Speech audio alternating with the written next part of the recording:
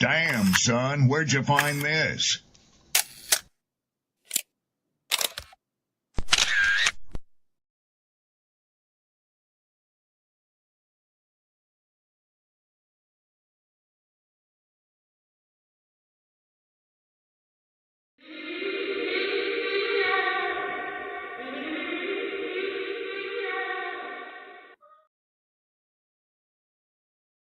People don't be offended by the truth. They be offended because you called out the truth. Simple as that. They don't want to hear any other narrative that makes them look bad. One thing I can't stand at this big grown age is somebody who act like cause and effect does not exist. Like, yes, your actions caused this outcome. Yes, what you did lit the match. Like, why are you surprised and playing victim? Guys, Chico, they never lie. That's how you know somebody doesn't respect you. They listen to reply, not to be understood. They cut you off. They minimize what actually matters to you. They laugh at your boundaries, and then they call you sensitive when you try to hold the line. They show up late, they cancel last minute, forget the things you've told them, because in their world, your time, your energy, even your voice aren't a priority. They're just an option. You see, there are two kinds of people. Those who adjust when they realize they've actually hurt you, and those who expect you to adjust so they don't have to change. You don't need to be disrespected loudly to be disrespected deeply. Sometimes you'll see it. It's just in their tone, in their patterns, in the silence after you're no. Respect isn't what they say when they're watching. It's how they act when they think you'll tolerate it.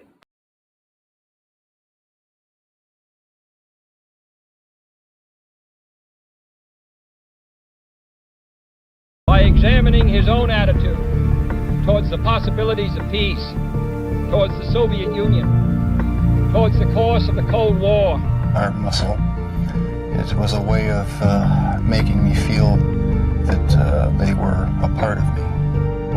You see it on the bridge. Wait, how they get it? If the government had to change the screw in the bridge, they had to shut it down. They got state troopers out there. They got lanes closed. They got their strange machines. How did they get up there? Yo. What's good? How's everybody doing this evening?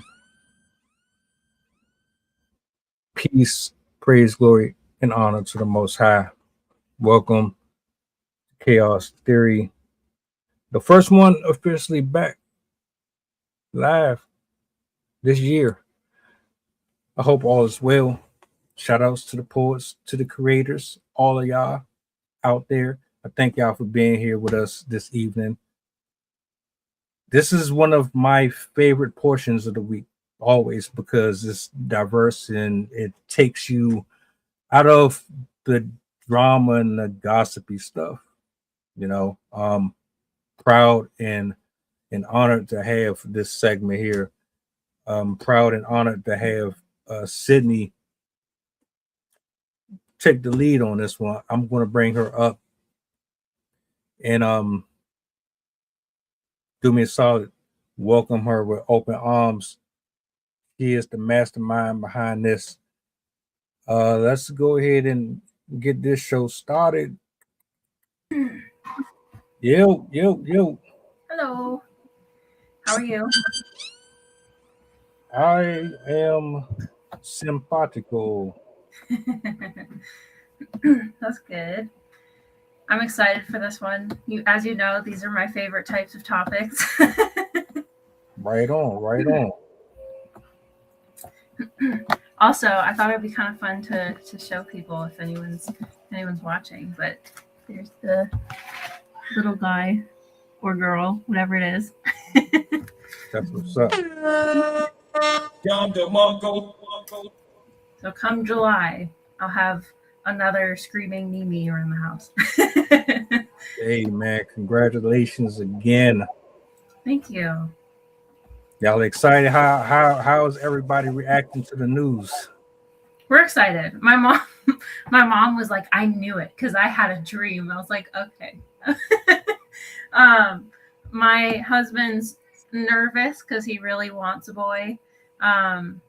So he'll definitely come around if it is a girl, because he absolutely loves our daughter. But he really wants a boy, so our son can have a playmate. Even though him and our daughter are definitely playmates right now.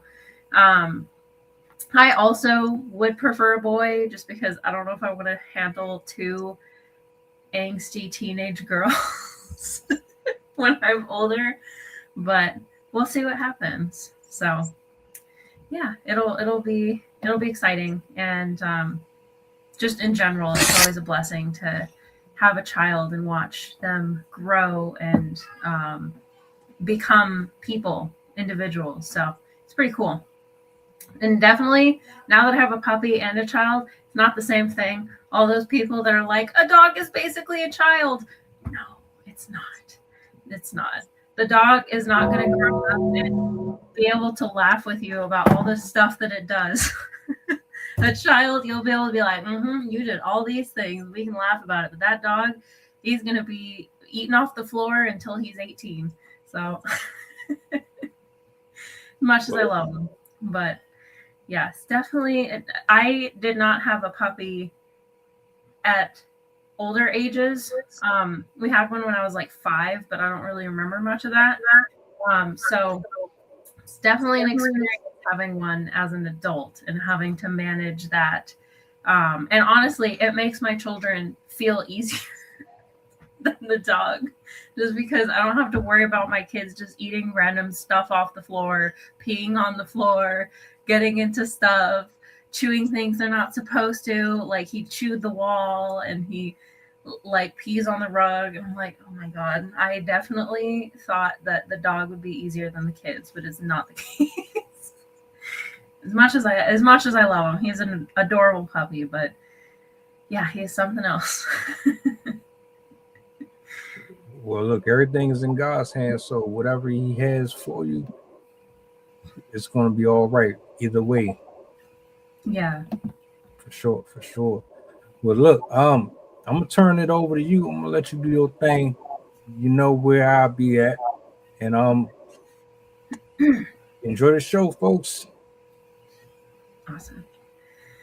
Yeah, so as you know, or if you watched this before, I love myself some natural disasters. So I was very excited to be able to do this particular episode. I chose this episode for today because it pseudo falls on the anniversary of this particular event that we'll be talking about. And it also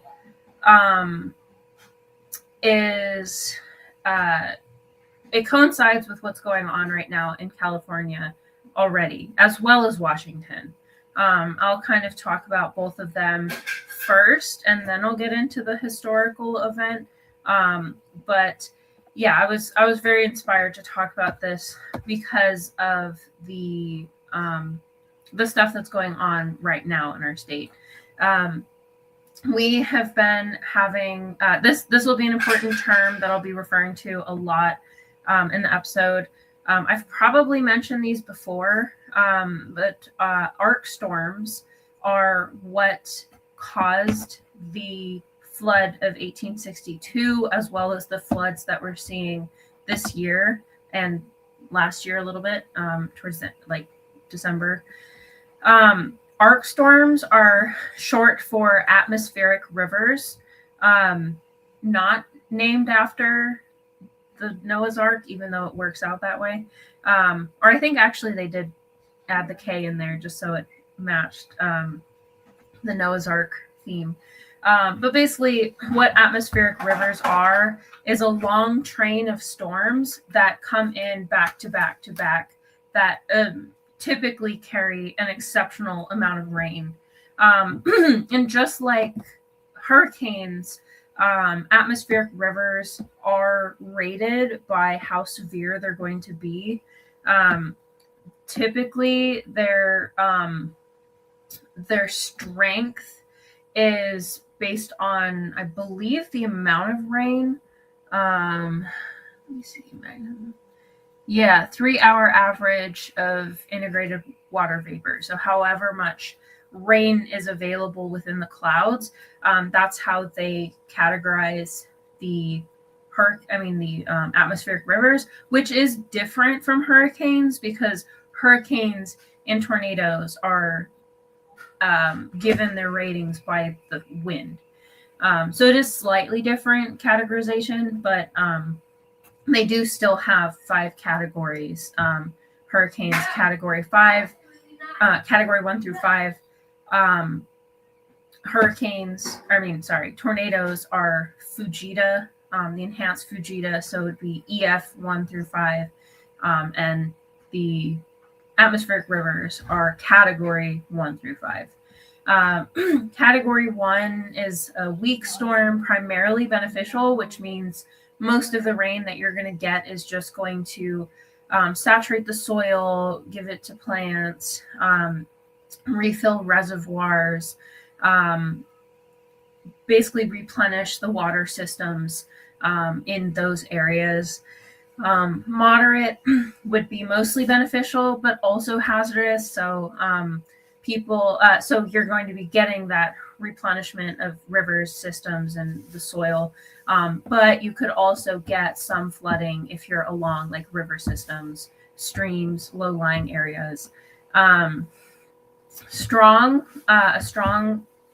AR arc storm would be both beneficial and hazardous almost equivalently. And that would be, you're going to get a lot of, like, you're going to refill those reservoirs, you're going to refill those rivers, but people are also going to be put at risk by this storm.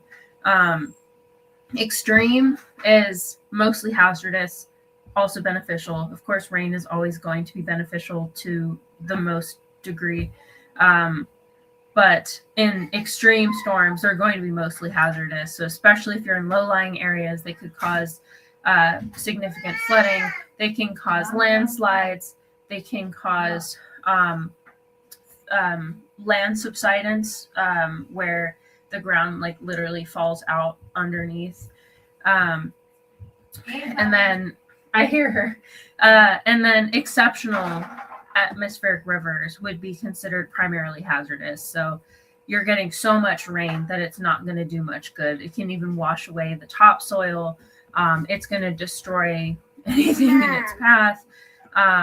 So exceptional atmospheric rivers are quite dangerous. And I believe, if I remember correctly, flooding is up there with the most dangerous natural disasters. I saw this chart the other day. Let me double check for you.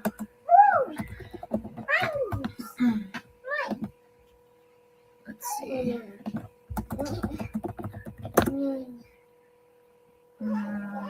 The most dangerous natural disasters tend to be floods, extreme heat, hurricanes, cyclones, and earthquakes at high magnitude. There are a couple ongoing flood events right now. The more major one, I would say, is going on in Washington. Haven't seen too many updates lately, just on the inundation that they've been experiencing. I've been seeing more so like the flood recovery stuff, but I know they have been continuing to get hit with rain over the past couple weeks, even though the flooding had started in December. And that was more, that's taking place in northern Washington towards Seattle, up basically along the, which river is it? I think it's the Snohomish and the Skagit River. I'm going to butcher the sound of that. But they've been really affecting the river systems that are going east across the state. And a lot of homes have been literally washed away. Like this flooding is severe enough that you'll see houses just like floating down the river, completely wiped out. And a lot of people, I think at one point, over 1 million people were under evacuation warnings. So it was pretty severe, and they categorized it, I believe, as a 1 in 1,000 year storm. It was either 1 in 1,000 or 1 in 100, but both of them are very significant. When they categorize these storms as like once in a century, or like one in 500 year storm, 1 in 1,000. It's technically not saying like every 1,000 years you're going to get these storms. What they are saying is statistically, it's something that would only happen every 1,000 years or so. So it's more so like the percentage chance of it happening. And so when they say that it's like a 1 in 1,000 year storm, they're saying like it's an extremely unlikely, unheard of event. They're not saying like, oh, 1,000 years ago we had the same storm. It's just telling you the likelihood of something happening. I don't know if I explained that the best, but you can definitely find more about how they do that math online. I'm just not very much a mathematician, so I'm not as great as at explaining their like how they define the 1 in 1,000, 1 in 500. But it's a little bit different than what you'd think. It's more percentage likelihood than like actual interval science. The other flooding events right now is going on in California. We have had very consistent rain since I think it started just before Christmas. And the whole state basically has been getting storm after storm after storm. A lot of it has been centralized in the north part of California towards like Mendocino County area, Eureka County, as well as LA. LA has gotten a lot of the severe rain as well. It's kind of interesting. I was looking at this the other day. The ground can only hold so much water. When, as I said, with the ratings, some amount is beneficial when you've been going through a drought. Atmospheric rivers are very beneficial because there's underground aquifers, like there's lakes on top of the surface of the earth, but underneath there's also aquifers that often people rely on for drinking water. These storms will recharge aquifers, which get depleted during long-term droughts. And we've been going through a very long-term drought in California, at least 5 years, I believe. I think 2017 was the last time we were not in a drought state. But it has reversed the drought basically in its entirety. This is a updated image for the drought monitor. Yellow is basically the darker the orange, it's minor, mild, moderate. Dark orange is moderate. Light is minor. But we're basically like, I don't know if you can see that very well. Let me lower my brightness maybe. Oh, that's too dark. That's better.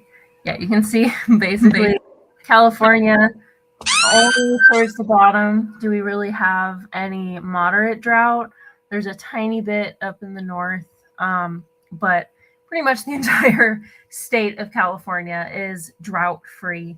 The other cool part I found really interesting, the dark blue is 100% soil moisture, which means the earth the ground, the soil is completely saturated with water, which is very problematic during floods because that means the ground can no longer take up any more water. And so when there's rain, it just sits on top of the land, or if it's at an incline, it'll just run off. But that's currently where we're at right now. So besides the desert region of California, there is basically full saturation of the soil in California. Just to kind of give you an idea of what it could look like, that is the Midwest right now, or kind of Midwest, Colorado, even out to like Florida is going through a drought right now, which is interesting. You wouldn't think that Florida would have a drought, but they're having their own version of a drought. But yeah, California right now is completely saturated with water. This is both a good thing, but also not a good thing, because it's a good thing, obviously, because we have resolved the drought. We've been replenishing our snowpack. We've been replenishing our aquifers. Our dams, our dammed areas are full. The rivers are more full, and the forests are perking up a bit. When you go through droughts, a lot of the trees will start to dry out, which increases your likelihood of severe severe what do you call it? I'm totally blanking. What was I saying? Of severe wildfires.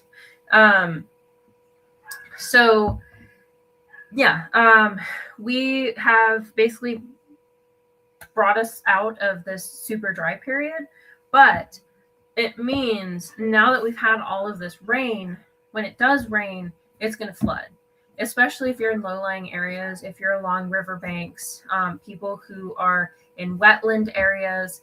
And another problem that has been cropping up lately is king tides, the coincidence of these flooding rains with a king tide. For those of you that don't know what a king tide is, it's when the moon and the sun and the earth are basically perfectly aligned.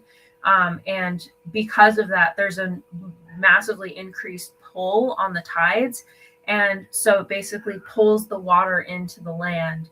And so places like Marin County, up north, Santa Cruz towards, I think even San Diego was having issues with this.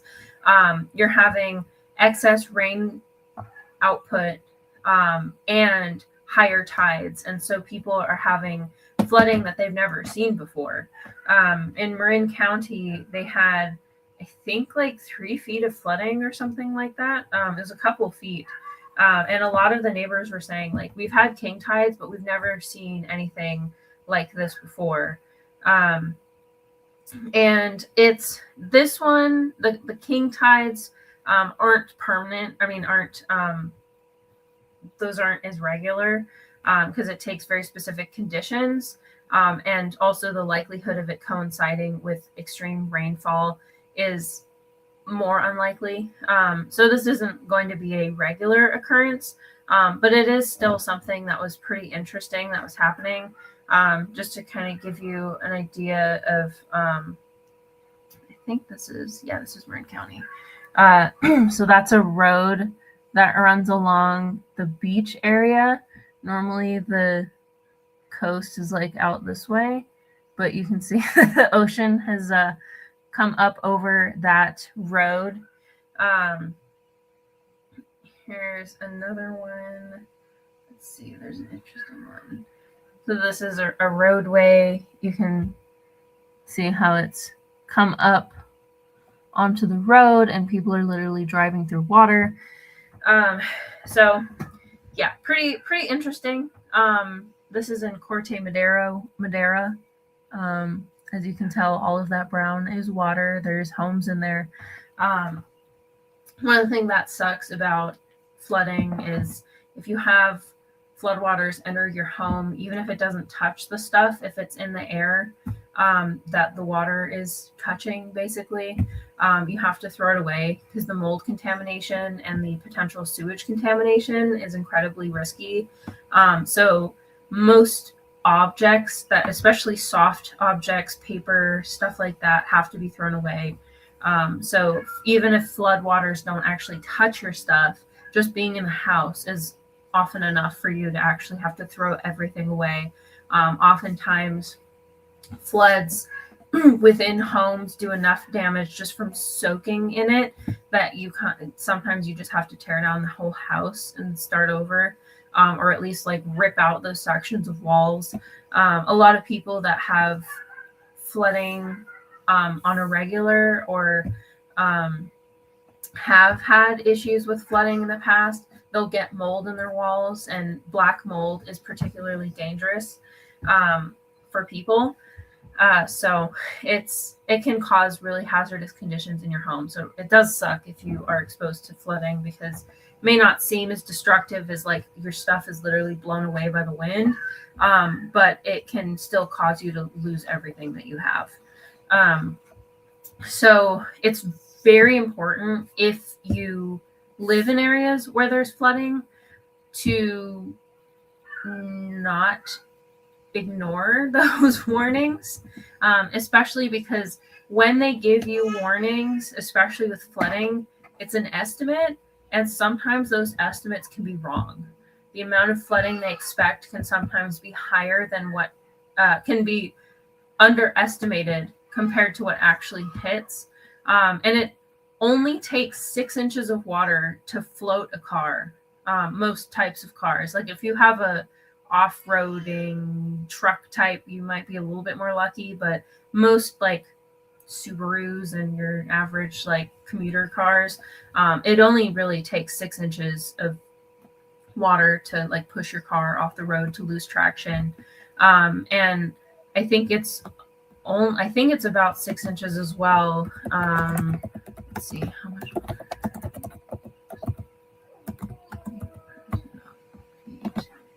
And yeah, about 6 inches is enough to knock an adult off their feet as well. Oh, a foot sweeps away cars. So 6 inches for a person, a foot for a car. But I highly suggest, if you see washed out roads, don't drive through the floodwaters.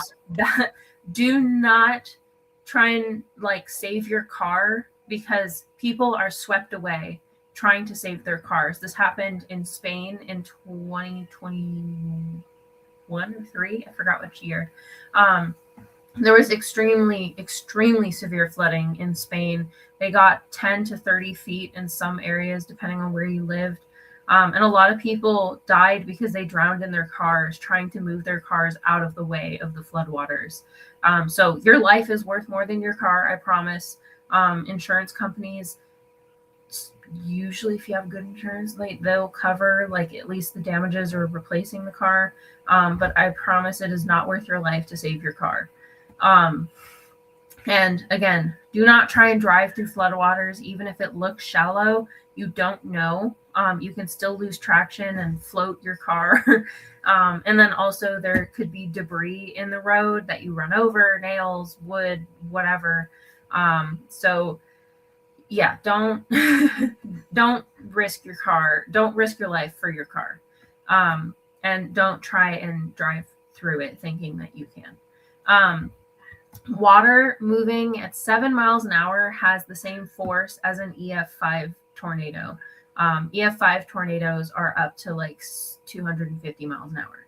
So it says at 25 miles an hour, which is about the driving speed of just a normal street, is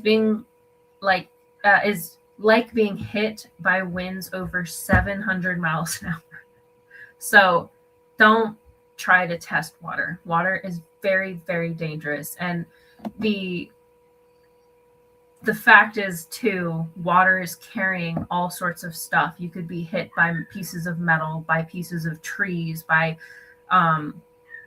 all sorts of stuff. And then also it carries so much bacteria, because when there's flooding, it's going to pick up sewage. It's going to pick up chemicals from like factories and who knows, like it's going to have whatever the water touches, whatever it knocks down, gasoline, oil, we all can think of endless amounts of things that could be washed away into the water, and all of that is going to be in the water. So don't test a flood. They're extremely dangerous. So the ones in California weren't as severe as 1862. They were pretty bad, but 1862 was a doozy. I still marvel over how crazy this flood was. It happened between January and February of, as I said, 1862, and they basically got 40 days of rain in a row, and it ended up totaling to I'll send you the, you can put this up. In some areas it was 10 feet of flooding, but some areas reached actually up to 30 feet of flooding. For those of you who are familiar with California, or maybe for those of you that aren't, California has the Central Valley, where we have mountains running along one edge of California, and then we have mountains running along the ocean edge of California. And in the middle, it's like a huge bowl. These are places like Fresno, Bakersfield, San Bernardino. All of these are in that bowl kind of section. And that bowl area became an inland sea, essentially. And this is not unheard of in California's history, not our history, but I think, I want to say it was hundreds of thousands of years ago.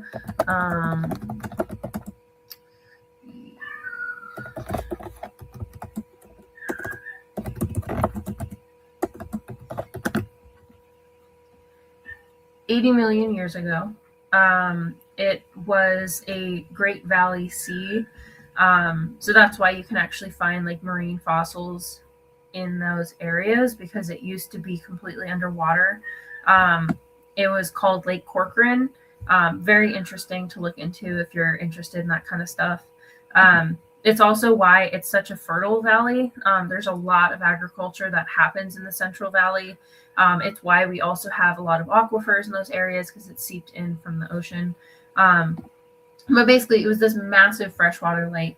And during the flood of 1862, it returned to that state for a short amount of time, short relative to the existence of California.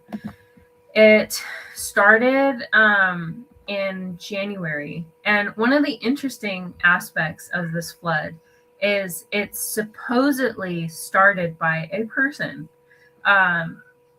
California, before this, had been going through a drought, and the the government requested, there's this man named, I think, what's his name, Paul?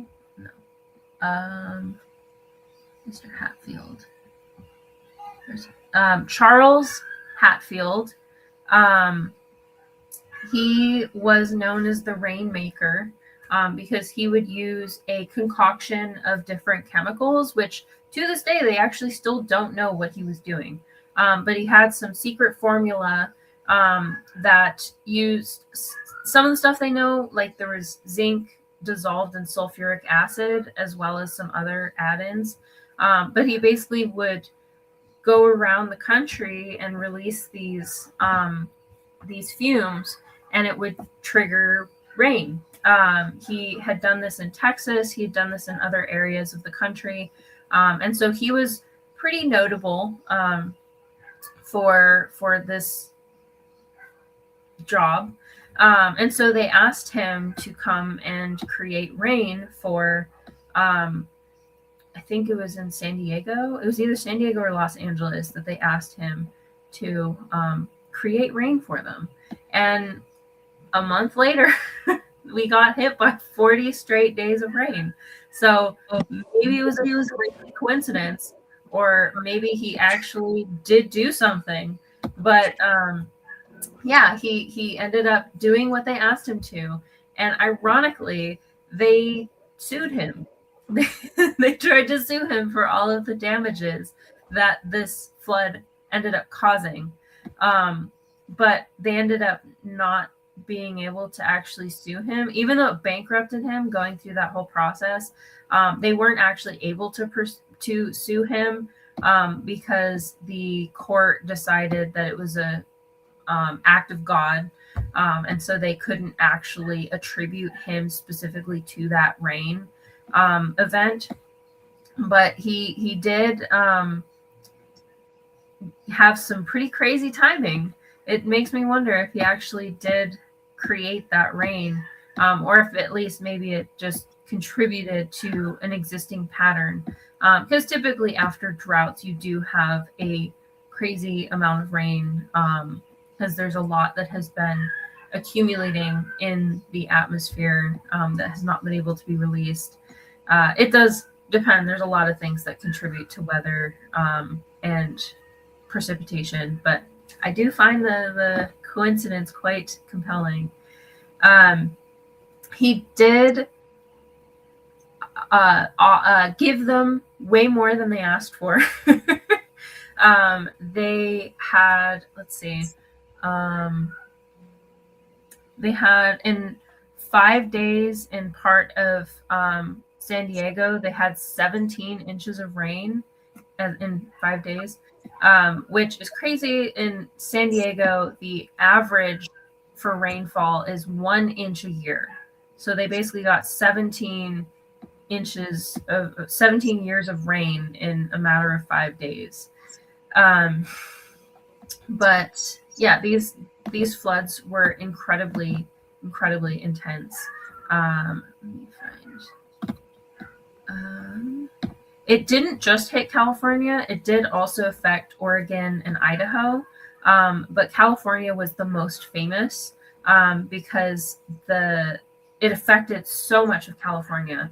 In San Francisco, there was 35 inches of precipitation between December and January. There was in the Central Valley, this is where it had the most significant deep flooding, where they had 30 feet of flooding, completely submerging telephone poles that had just been put in. It basically like disrupted communications across the entire state for over a month. It took until the summer for most of this water to dissipate. So a good 6 months to drain essentially California of all of this rain that they got. My favorite story is Sacramento was a floodplain, which means it's a flat area alongside the river where water overflows when they get too much rain. And of course, when you build your cities on floodplains, when you have floods, you're going to get flooding. And the Sacramento River ended up reaching a flood level of 22 feet above the low water mark, rising 10 feet in a day, which is similar to the amount of rain that Washington is getting or had gotten at the end of last year. Also, keep in mind that water is going to be falling in one place, but water is also going to be falling onto the mountains and coming into the rivers. So that's exactly what's happening in Washington as well. But that's what contributes to severe flooding in low-lying areas, because it's not just coming from the sky, but it's also coming in from the rivers as well. So you're getting a lot of rain from a lot of places. The flooding covered an area of about 250 to 300 miles, as well as 20 miles wide, which was roughly 6,000 square miles. A lot of cattle drowned in those regions. A lot of the crops were destroyed. And again, this is my favorite story. They actually had to move our government, what do you call it? The state capital. the state capitol was located in San Diego or Sacramento, and they had to evacuate him by rowboat from the second story of his building. And they ended up moving the capital temporarily to San Jose, which is near, it's a little bit south of San Francisco, about an hour and a half. Most of Sacramento was underwater for about 3 months. So yeah, I guess they moved it to San Francisco. I thought it was San Jose. But yeah, they moved the capital temporarily because of this. But I find that so funny how it was on his inauguration day too, how they had to take him out of his building via rowboat to get him out. Thankfully, because these areas were not as highly populated as they are today, there wasn't actually a huge loss of life, but it did cause significant damage to crop culture and a lot of the agriculture that existed in those areas. So it, and as I said, it covered the entire area of California. Los Angeles County was also affected by this flooding. There was an inland sea along the Santa Ana River that was about 4 feet deep, up to 4 miles away from the river. They also had flooding in San Diego, and I think to this day it's one of the most severe floods they've ever had in San Diego. And this storm itself also affected how the cities were built in the future. In Sacramento specifically, they actually raised the land I think 10 feet to avoid future flood damage like that. Let's see, economic impact. A quarter of California's estimated 800,000 cattle were killed by the flood. Estimated 500,000 lambs were killed by the floods. Oyster beds were dying from the immense amount of fresh water entering the bay. The 1/3 of the state's property was destroyed. 1 home in 8 were carried away or ruined by floodwater. Mining equipment was completely destroyed. An estimate for the property damage was about 10 million, which is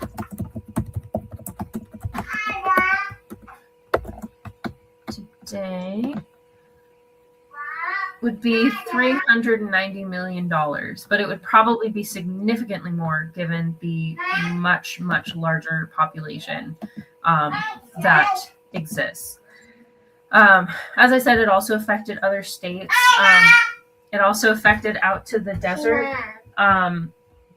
Nevada, Utah, Arizona, New Mexico, and then, as I said, Oregon and Idaho were also affected. But California arguably was the most significantly affected, given the massive extent of this flooding. So it was... No! You take that from her. Yeah. Sorry. I have a conch shell and my daughter just threw it down the stairs. Gotta love toddlers.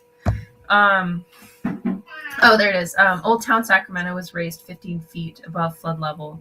The old city still remains underneath the streets. You can actually take a tour of these old tunnels, basically. Now that's what they are.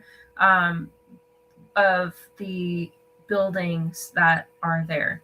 It's pretty cool. But yeah, they basically were like, oh, not again. So they raised up the entire city by 15 feet. But yeah, this was a very significant flood. We have not seen anything close to this. I mean, we've gotten close in some pockets of California, but I don't think we've ever seen anything this widespread until honestly this year. This year seemed pretty bad. Definitely, again, not as severe as this. We did not have 30 feet of flooding in the Central Valley. We didn't have 10 feet of flooding everywhere else.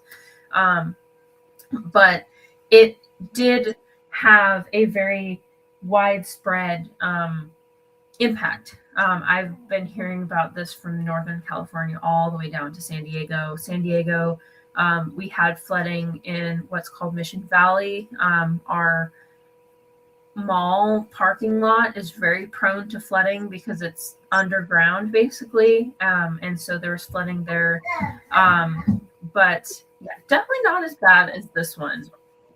So the last one I wanted to talk about, which I find very interesting and will never happen again in all likelihood, there was in 1919 a flood in Boston called the Boston Molasses Disaster. And it occurred because a large storage tank that was filled with 2.3 million gallons of molasses, which is basically thicker versions of syrup, broke. And basically 13,000 tons burst out, and a wave of molasses just went through the streets. Went about 35 miles an hour. So very, most people would not be able to outrun that. 21 people died and 150 people were injured. But it, I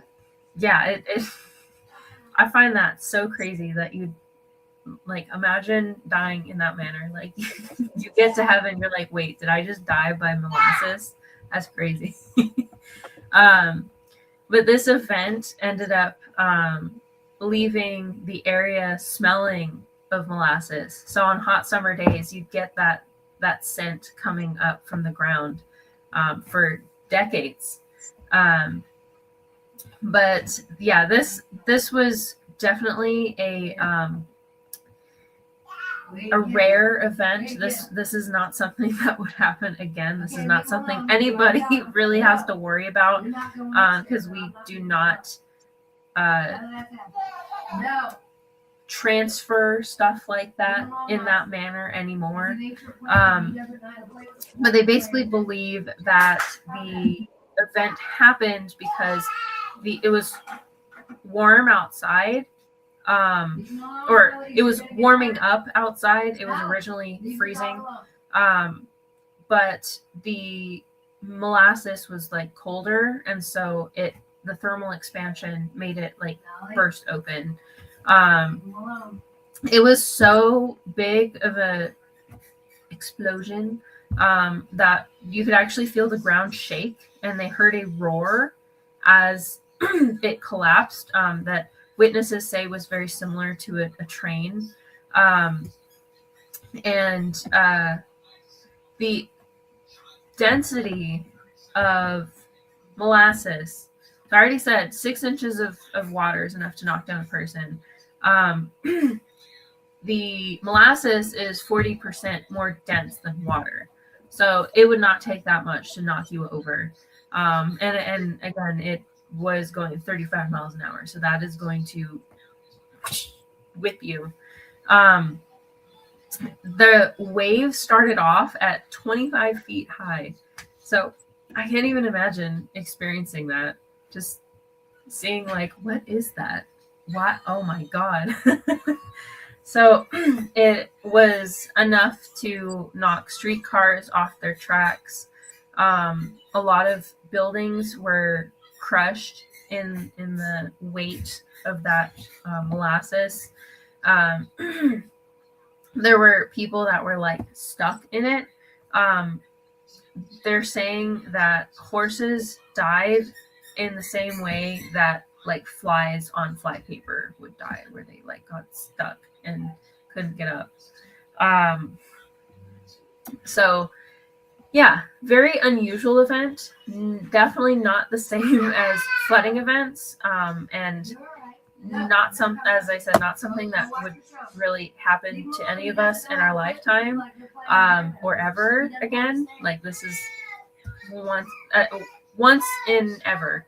But it was still notable enough for me to want to talk about because I think it's not many people know about this. It's definitely not something like we hear about Hurricane Katrina and 1906 disaster in San Francisco. We all know about the like the earthquake in Japan and stuff like that, but I doubt anybody really knows about the molasses disaster of 1919. So I thought that would be kind of fun to throw in when I was talking about flooding. But before I end this, I do want to talk a little bit about close my door. I do want to talk a little bit about flooding safety. I kind of touched on it, but just to kind of reiterate some of the points that I made, since flooding can happen anywhere, no matter where you live on Earth, even if you're not by a river, flooding is still possible. And as I said, it is highly dangerous, so it's really important to know tips and understand the true danger of what you should be doing, because really knowledge is one of the most key components in saving your life when you're experiencing any disaster. And flooding can come with a lot of other types of disasters. You can have flooding during tornadoes, you can have flooding during hurricanes, you can have flooding as a result of earthquakes, you can have flooding obviously with tsunamis. So it's a multifaceted event, but it's still something that you should really pay attention to.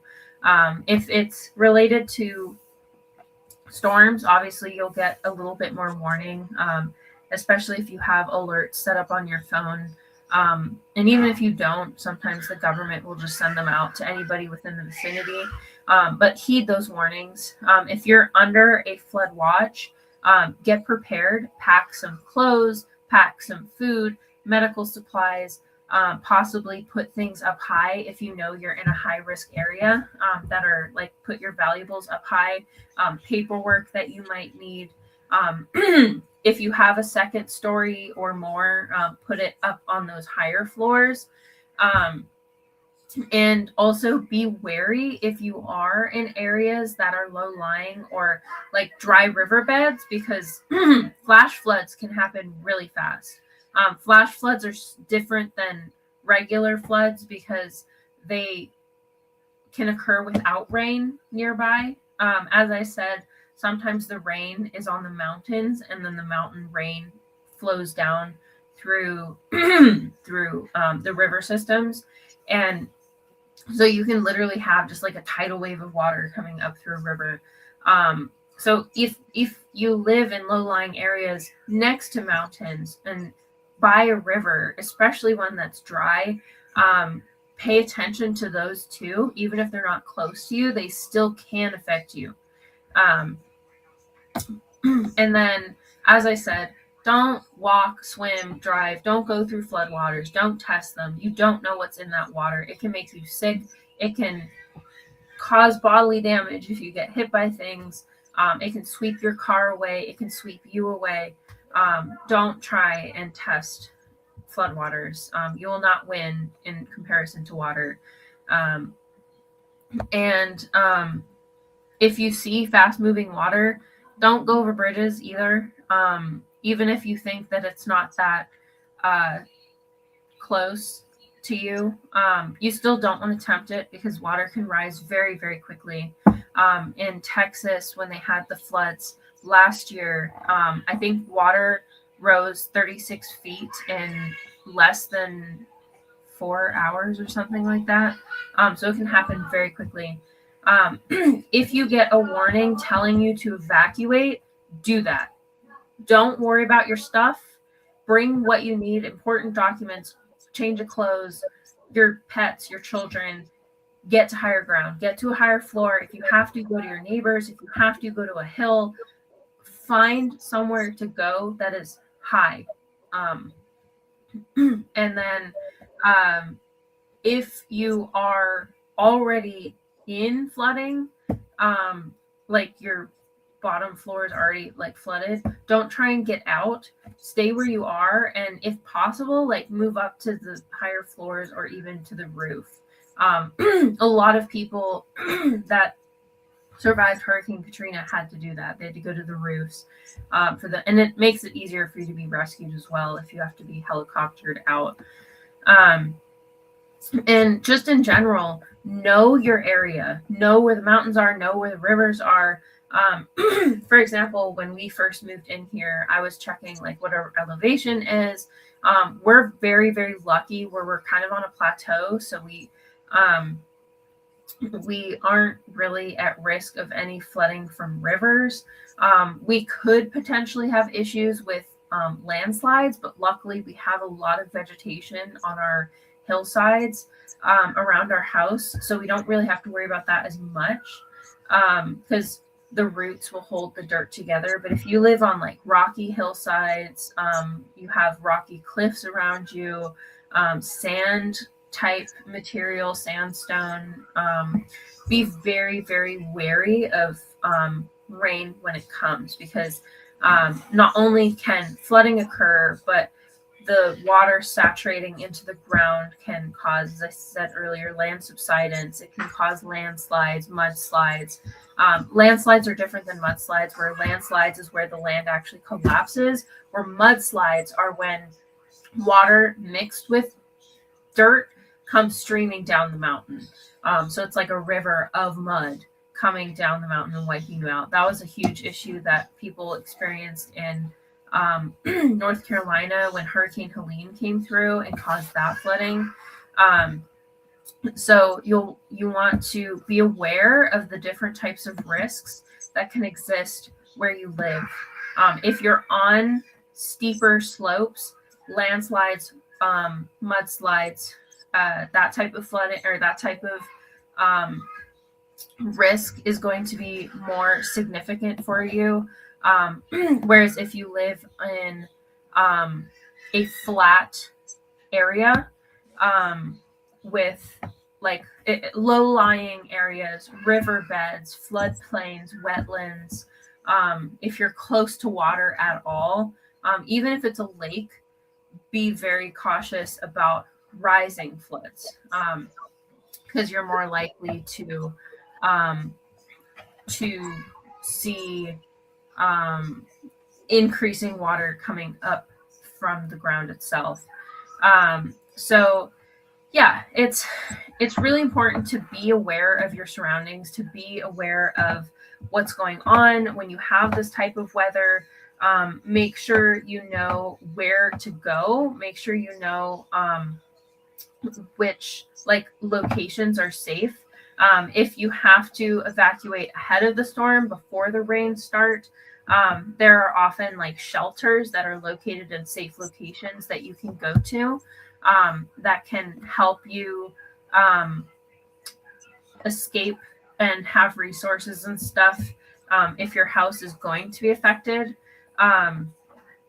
So know those locations as well. Also, have important documents in waterproof containers. That way, if there is the disaster and you don't have time to get out, you don't have time to get your stuff, you still at least have like your birth certificate, the deed to your house, the insurance information, all of the stuff that you would need, your marriage certificate, stuff like that, to have on hand, and they aren't just destroyed, because that's extra cost if you have to get new ones. So yeah, and then also have an emergency kit. This is across the board for any disasters, whether it's earthquakes, tornadoes, hurricanes. Have non-perishable foods such as crackers, canned soups, canned food, like canned beans and fruit, canned fruits. Have water enough for several days. The rule of thumb is 3 gallons per person per day. If you have pets, don't forget to factor that in. Have food for them, have water for them, and have carriers available for your pets. If they're smaller pets, you can obviously just have like for example, I have a little tiny evacuation tank for my gecko, but then we also have a carrier for the dog. Um, and then also coach your kids. Make sure they know what to do, especially if they're in a situation where they're not with you, they're home alone. Tell them where the emergency supplies are. Tell them what to do. Have practices.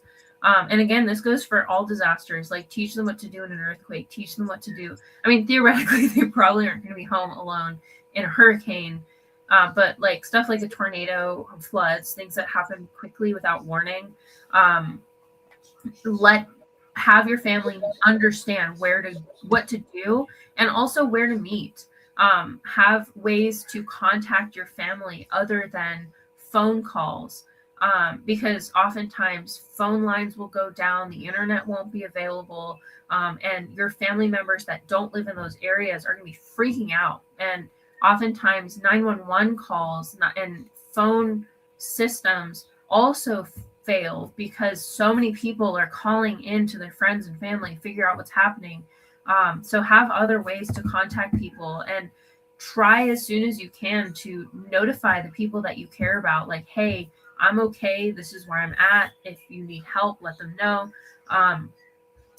But have a plan in place for both yourself, your family, but also people around you that know you. Even check in with your neighbors, like make sure they, especially like elderly neighbors, if you know that the storm is coming, if you know that flooding is likely, check in with them and make sure they know.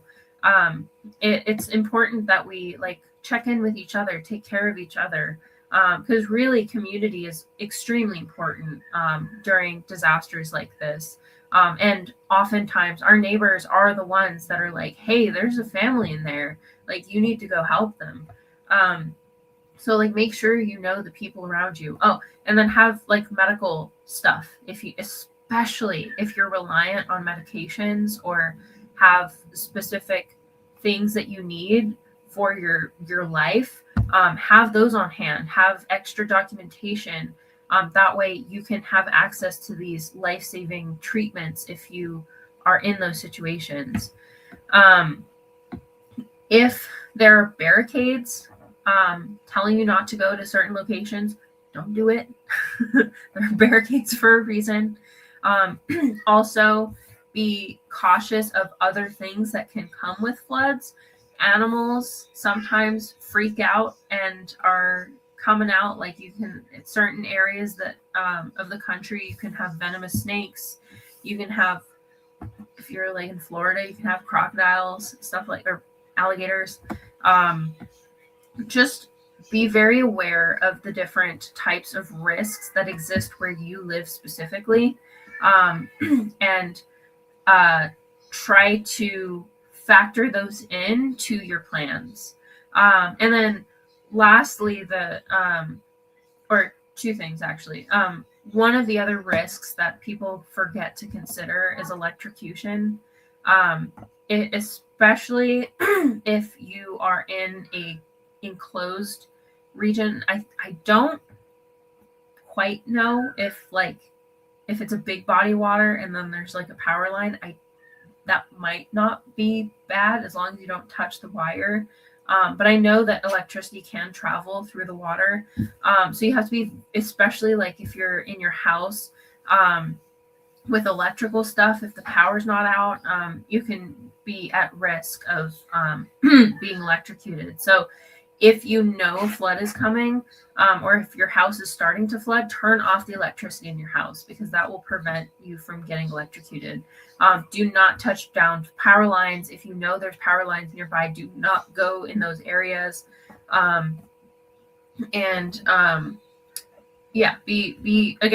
Be very wary of all of the different hazards that can exist around you. That way you can properly prepare in the case of a disaster, because it's much, much better to be safe than sorry.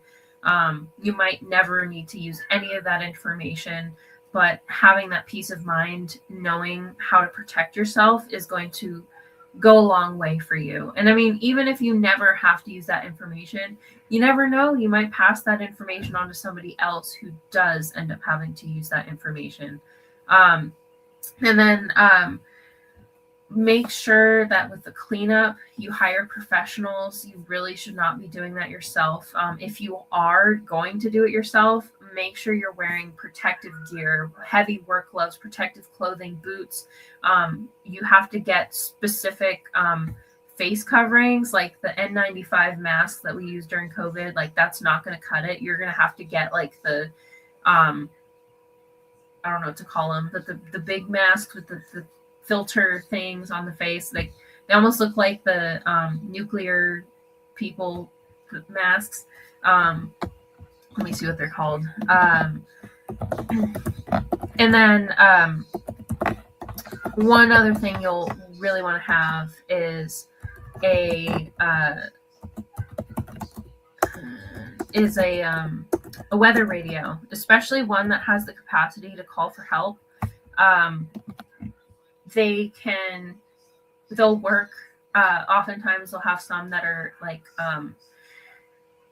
what do you call it? Like, they have a thing that you spin and it'll make it work for you. Let's see. It's called a NIOSH approved respirator, NIOSH, with at least P100 filters. This is definitely something you'll want to look up. An N95 respirator, basically a respirator rather than a mask, because that will filter out even mold and lead, asbestos, stuff like that can exist in flooded water, flooded areas. But yeah, get a weather radio as well, because it will give you updates on the storm, even if the power's out. And again, oftentimes the really good ones will have a thing where you can call for help, even if like 911 is not working or is overwhelmed. So so have food and water, have supplies that you might need for your health, and honestly, have those masks in general, because even if you're not cleaning up your house, like just being in the floodwaters, breathing that stuff in, you can get a lot of different diseases, fungus in your lungs, leptosporidium, stuff like that. So have masks already available to you. And then boots as well, like rain boots. Have supplies that match your needs, as well as protecting you and your important documents from water damage. There's a lot to consider with flooding, because it can happen for all sorts of reasons, in all types of locations. It doesn't always come with a warning. Sometimes it can happen very quickly. Stuff like tsunamis and flash floods can happen with no warning at all. You can even have rogue tsunamis that appear without an earthquake because they're happening on the other side of the ocean. But you want to be as knowledgeable as you can about what to do in flooded situations, because again, I've said this a lot, but I cannot reiterate it. People die a lot from being washed away in floodwaters. And unfortunately, with the way that water acts, even if it's shallow, it can still pull you under the water and hold you down, pin you down. It can put things on top of you, and you can drown in very shallow water, especially if it's moving. So do not test the waters. No pun intended. Be as wary as you can, and again, don't be stupid. Please. Again, your life is worth way more than cars or pictures for Instagram or, hey, watch me. So give water the respect that it deserves, because it very much could kill you. So I wanted to, because it was kind of a heavy topic, I wanted to end with a poem. This one is dedicated to everyone that was affected by Hurricane Helene. They had extremely significant flooding. It was considered a once in 1,000-year event. And so I wrote this about the struggles that they went through and the experience that these people had. So I just wanted to end with the poem, even though it is about something sad. I just thought it would be a little bit lighter than like, yeah, don't die. That is actually the thing that they use is turn around, don't drown. So keep that in mind. So this poem is called Helene. In the vanishing brings the emptiness of a hollow cave. Suddenly, everything. Then suddenly, not a thing. Thundering of the gods, folding like origami into the blackboard of sound. Dark and empty, dripping with the tears left by the forest stuck above, with the senses of the living overridden by the sense of the dead. There was a crime here today, one a long time coming, one driven by ignorance and misallocated concern, one they knew would come, when they said they'd be there, yet instead they blamed the broken roads, leaving flailing limbs forgotten, to cling to trees and homes. Sputtering ears listening to the screams of the ones washed away. They then faced the TVs, begging for funds, funneled into the stapled tabs of a mouthpiece's lackluster stay. Watching the problem they themselves took part in, keeping their mouths shut only now, to hide their false shock that the wells have washed away. Feeding carelessly on the wantons of broken families, still reflecting the faces of the lost in their eyes. Stories from the weary worried projected into the dark, like flashlight beams, onto those who actually cared. Blankly holding blankets on shoulders, replaying tattered mental notes, houses and lives ripped away from their moorings, taken away by the digesting, disgusting, economic, cyclonic rush. Feeding airtime to hungry speakers only fertilizes the mudraker's rights. How can we put so much worth in paper when it's only human hands that absolve us from the sickening filth? Only hands can revive life. So where are the hands of those we buy from, work for, voted for, rely on? Where are you now? That was obviously about the politicians. That didn't help. But yeah, I hope you enjoyed this episode, and I hope you learned something and enjoyed my explanation of a bunch of different floods. I very much enjoyed talking about this topic, and yeah. By examining his own attitude towards the possibilities of peace, towards the Soviet Union, towards the course of the Cold War. Art muscle. It was a way of making me feel that they were a part of me. You see it on the bridge. Wait a minute, how they get it?